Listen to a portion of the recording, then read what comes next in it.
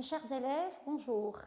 Très contente de vous retrouver dans une autre séance d'activité de langue intitulée « Les moyens d'exprimer le but ». Mais avant de commencer, qui d'entre nous n'a pas un but à réaliser dans la vie? Un objectif à atteindre, avoir de bonnes notes, réussir à l'examen, devenir une star, un grand footballeur, devenir un écrivain. D'ailleurs, nul n'est censé vivre sans avoir un objectif dans la vie. Ça, c'est mon message d'aujourd'hui. Mais comment exprimer le but? C'est ça l'objectif de notre cours. Observons les phrases suivantes. L'élève travaille bien, il veut réussir. Il porte ses lunettes, il voit mieux. Reprenons la première phrase. Dans la première phrase, nous avons deux propositions. L'élève travaille bien et il veut réussir. Donc, la question que je pose, c'est dans quel but l'élève travaille-t-il? Donc, le but, c'est il veut réussir. Donc, entre les deux propositions, nous avons un rapport logique, un rapport de but. Comment exprimer ce but? Il faut d'abord analyser les sujets de la phrase. Quel est le sujet de la première phrase? C'est l'élève, sujet 1. Le sujet de la deuxième phrase, sujet 1 toujours, c'est l'élève. Donc les deux propositions ont le même sujet, donc on va employer la conjonction pour. L'élève travaille. Dans quel but? Pour. Alors, après la conjonction pour, le verbe se met à l'infinitif, donc pour réussir. Le verbe est à l'infinitif. Deuxième phrase, il porte ses lunettes, il voit mieux. La question que je pose, pourquoi porte-t-il ses lunettes? Eh bien, la réponse, il voit mieux, c'est le but pour lequel il porte ses lunettes. Et j'utiliserai cette fois-ci la conjonction afin de plus infinitif. Il porte ses lunettes. Dans quel but? Afin de.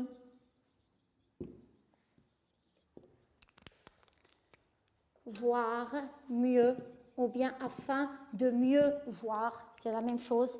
Donc, là, bien sûr, vous avez remarqué que la deuxième proposition connaît des changements.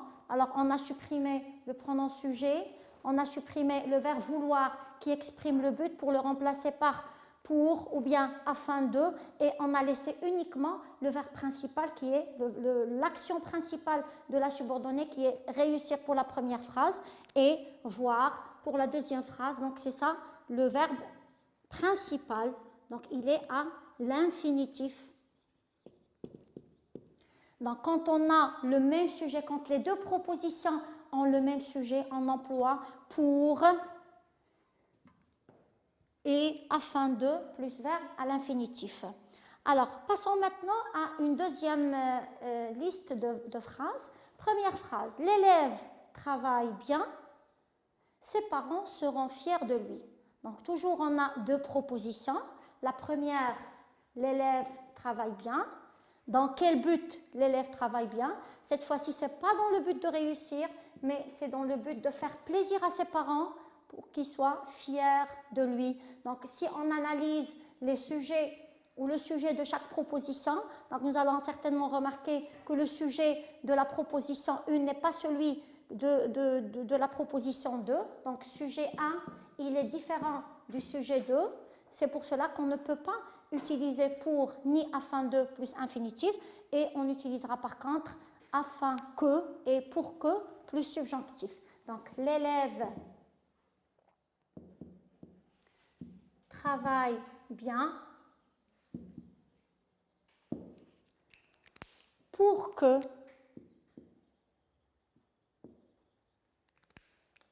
ses parents. Donc, remarquons bien que le sujet de la première proposition, il est différent de celui de la deuxième proposition. C'est pour cela qu'on ne peut pas utiliser ni pour plus infinitif, ni afin de plus infinitif, et on optera pour que plus subjonctif. Donc, le verbe être doit se conjuguer en mode subjonctif, donc sois fier de lui. L'élève travaille bien pour que ses parents soient fiers de lui. Alors, analysons la deuxième phrase. Le professeur donne plusieurs exemples. Ses élèves comprennent facilement. Nous avons aussi deux propositions. Dans quel but le professeur donne-t-il plusieurs exemples? Le but, c'est que ses élèves, donc, les élèves comprennent facilement. C'est ça, le but à atteindre. C'est un but à atteindre. Alors, pour toutes les propositions que j'ai soulignées, soit dans la première liste, soit dans la deuxième liste, sont des buts à atteindre. Je souligne bien ça parce que tout à l'heure, on va voir un autre genre de but. Là, c'est des buts à atteindre. C'est pour cela qu'on emploie pour plus infinitif, afin de plus infinitif, pour que plus subjonctif quand on a deux sujets différents et afin que plus subjonctif quand on a aussi deux sujets différents. Donc, la phrase qu'on va obtenir, c'est le professeur donne plusieurs exemples. Donc, dans quel but? Pour que, on a déjà dit pour que, donc là, on va mettre afin que. Je précise que ce sont des expressions interchangeables, soit pour que, soit afin que, c'est la même chose, sauf que parce que pour la première phrase, on a utilisé pour que, donc maintenant, pour varier, j'utiliserai afin que. Donc, le professeur donne plusieurs exemples, afin que ses élèves. Et bien sûr, c'est le cas pour l'expression de tout à l'heure, on a le mode subjonctif pour que ses élèves comprennent facilement.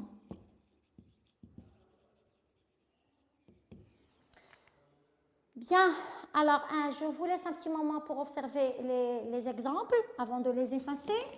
Alors, récapitulons.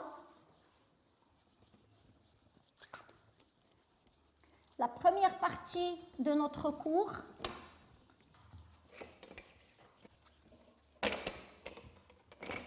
Donc, quand on a un but à atteindre, donc on a deux types d'expressions. Alors, quand on a un seul sujet, c'est-à-dire le sujet de la proposition 1 est le même que celui de la proposition 2, dans ce cas-là, on utilise pour, ou bien afin de, ou bien dans le but de. Plus, vous allez certainement me dire, mode infinitif.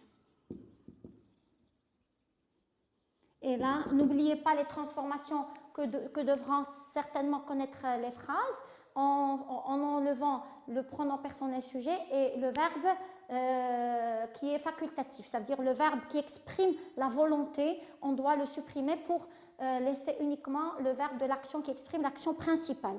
Donc, quand on a un seul sujet, donc on emploie pour, afin de, dans le but de plus mode infinitif. Quand maintenant on a deux sujets différents,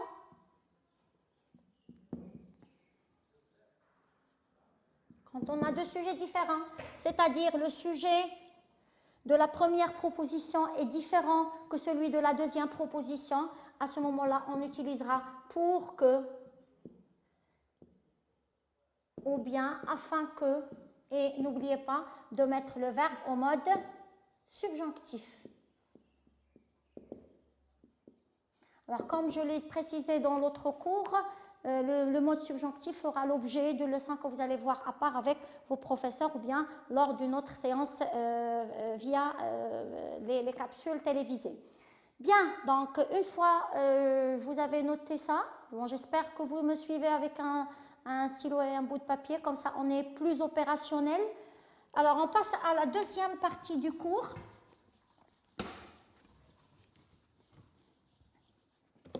Alors si chacun de nous a des objectifs et des buts à atteindre, des objectifs à réaliser, eh bien, nous avons tous certainement des objectifs aussi à écarter, des buts à écarter.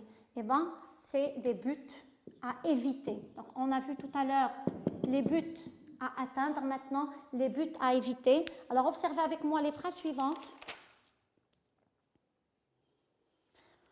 Je fais du sport.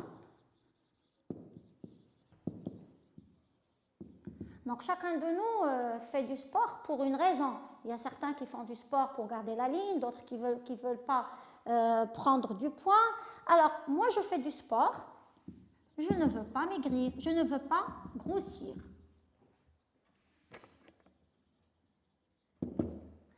D'accord? Donc, je ne veux pas grossir. Est-ce que c'est un but à atteindre? C'est un but à éviter. Donc, grossir est un but que je ne veux pas atteindre. Donc, c'est un but à éviter. J'ai peur de grossir, c'est pour cela que je fais du sport. Dans ce cas-là, au lieu de dire je fais du sport pour ne pas grossir, qui est aussi juste bien sûr, ou bien je fais du sport afin de ne pas grossir, je dirais mieux je fais du sport de peur de grossir ou bien de crainte de grossir.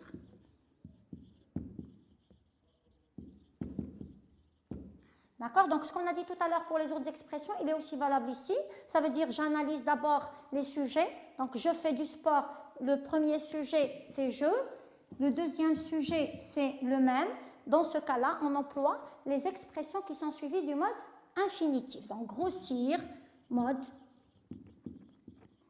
infinitif. Vous avez bien sûr remarqué que lorsque j'ai voulu transformer la phrase avec de peur de et de crainte de, j'ai bien supprimé des choses. J'ai supprimé le sujet, le pronom sujet. J'ai supprimé ne veut pas, parce que le verbe vouloir, c'est le verbe qui exprime la volonté. Et du coup, quand on l'a enlevé, on l'a remplacé par de peur de. Donc, inutile d'utiliser ça. Et on a laissé uniquement le verbe qui exprime l'action principale. Donc, c'est quoi? C'est grossir. Alors, je passe à un autre exemple. Donc, ce qu'on a dit pour les expressions pour, afin de, qui deviennent pour que et afin que, quand on a deux sujets différents, il est valable aussi pour l'expression de pour de et de crainte de. Ça veut dire quand on a deux sujets différents. Voilà, alors vous aurez un autre exemple. Les parents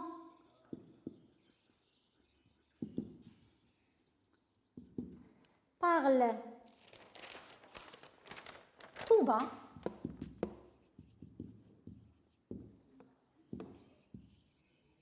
leurs enfants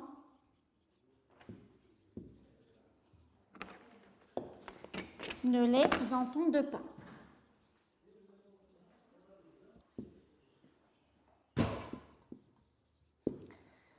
Donc, analysons la phrase. Les parents parlent tout bas, leurs enfants ne les entendent pas.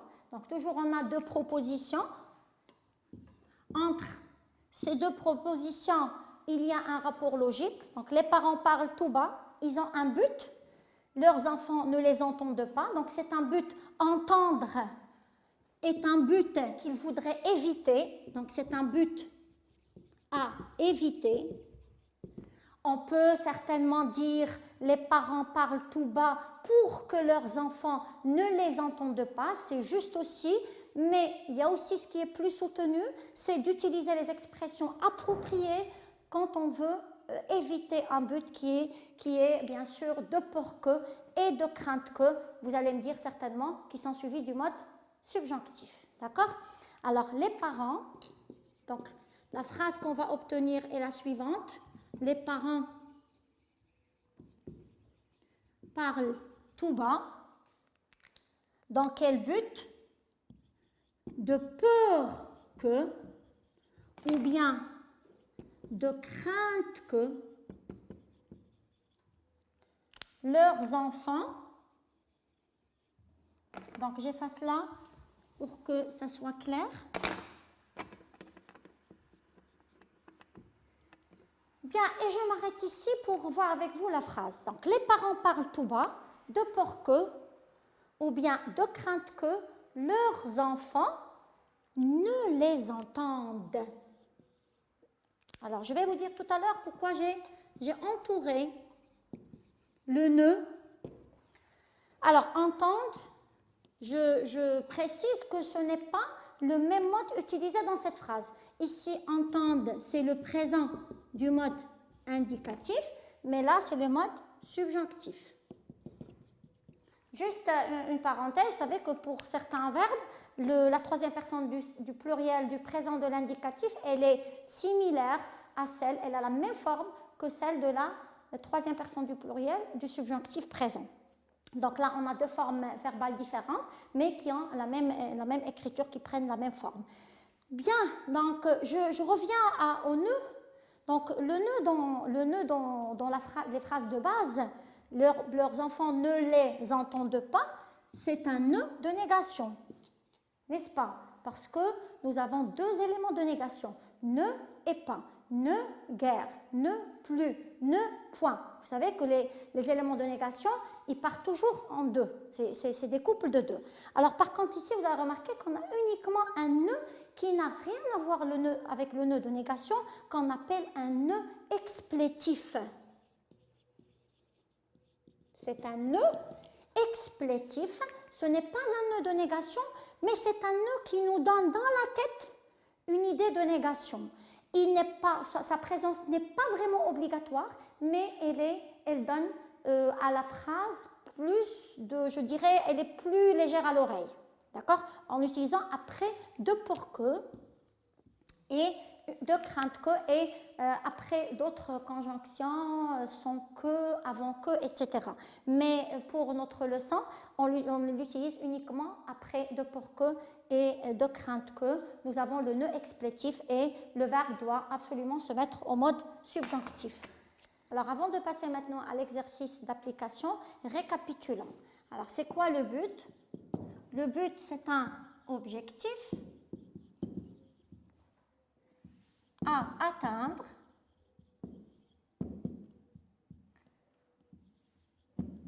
ou à éviter. D'accord?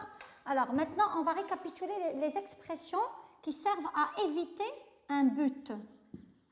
Donc un but à éviter. Pour éviter un but, nous avons deux types d'expressions. Alors des expressions suivies du mode indicatif, du mode infinitif, donc de peur de et de crainte de, plus infinitif. Donc j'ai précisé tout à l'heure qu'on les utilise lorsqu'on a un seul sujet, lorsque le sujet de la proposition 1 est le même que celui de la proposition 2, et on utilise de peur que et de crainte que, plus quel mode? Maintenant, vous savez bien qu'on utilise le mode subjonctif.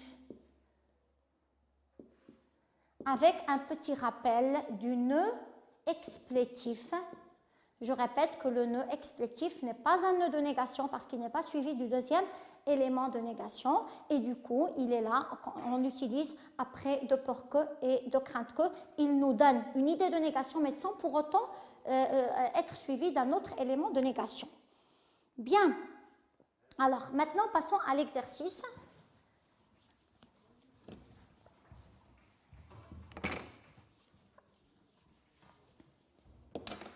Donc un exercice d'application.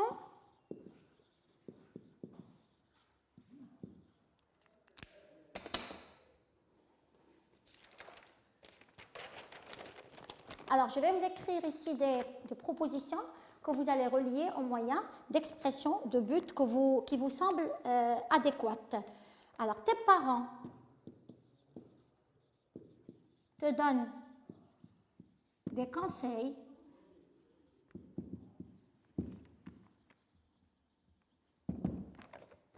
dans quel but tu seras un bon citoyen.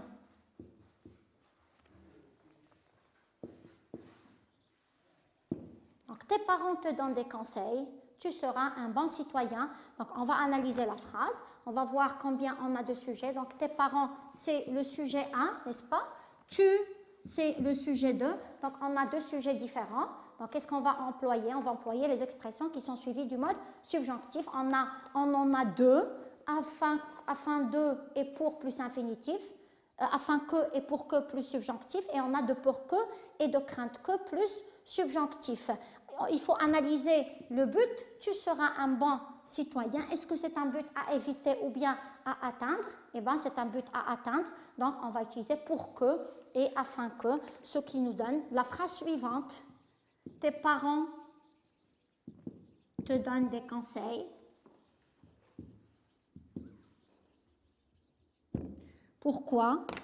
Ou pas pourquoi, mais dans quel but? Parce que si je pose la question pourquoi, je dois introduire une subordonnée circonstancielle de cause. Maintenant, la question que je pose, c'est dans quel but? C'est un complément circonstanciel de but.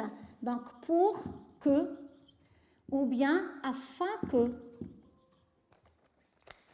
tu... Alors, ici, on a le futur simple qui doit se transformer en mode subjonctif, le verbe être subjonctif pour que tu sois, d'accord? Donc, c'est le mode subjonctif, un bon citoyen.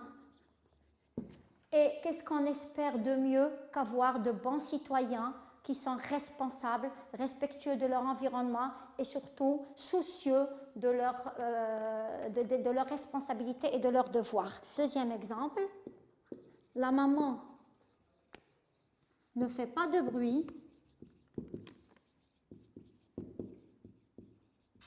Deuxième proposition, elle ne veut pas réveiller son bébé qui dort.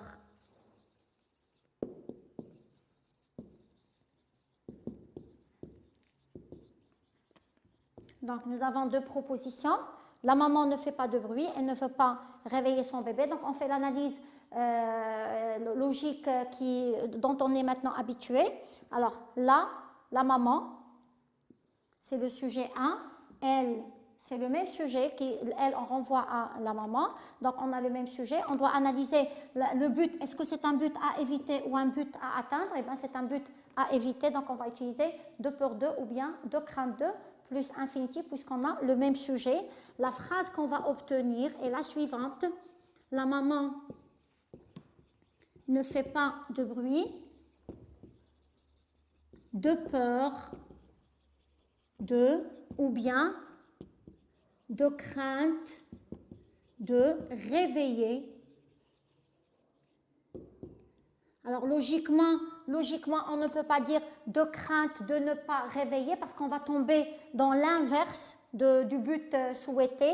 Et donc, on va bien sûr supprimer la négation, on va supprimer le verbe vouloir qui donne l'idée de la volonté et du but. Et donc, on gardera le verbe principal qui est réveiller, donc de peur de réveiller son fils qui dort.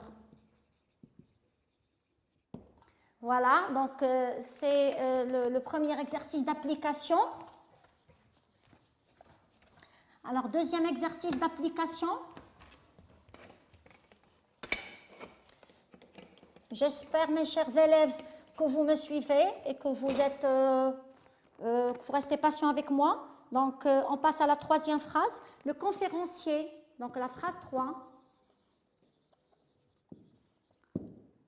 Le conférencier, c'est lui qui anime une conférence, donc parle fort. Dans quel but il parle fort? Tout le monde l'entend. Donc, s'il ne parle pas fort, bien sûr, sa voix ne va pas être audible et il ne va pas être entendu par tout le monde. Donc, deux propositions, la même analyse. Sujet 1, c'est le conférencier. Sujet 2, c'est tout le monde. Donc, on a deux sujets différents. Donc, obligatoirement, une expression suivie du mode subjonctif. Est-ce que le but, est-ce que c'est un but à éviter ou bien à atteindre? C'est un but à atteindre. Donc, but à atteindre. Avec deux sujets différents. Donc, ce qui nous donne le conférencier parle fort Dans quel but? Pour que, ou bien afin que tout le monde. Donc maintenant, vous savez bien que pour que et afin que sont suivis du mode subjonctif, donc on doit mettre le verbe entendre au mode subjonctif, donc pour que tout le monde l'entende. Voilà, c'est le subjonctif présent. Dernier exemple, les parents éduquent bien leurs enfants.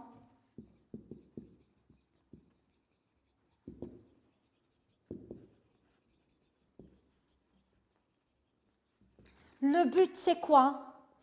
Ils ne deviennent pas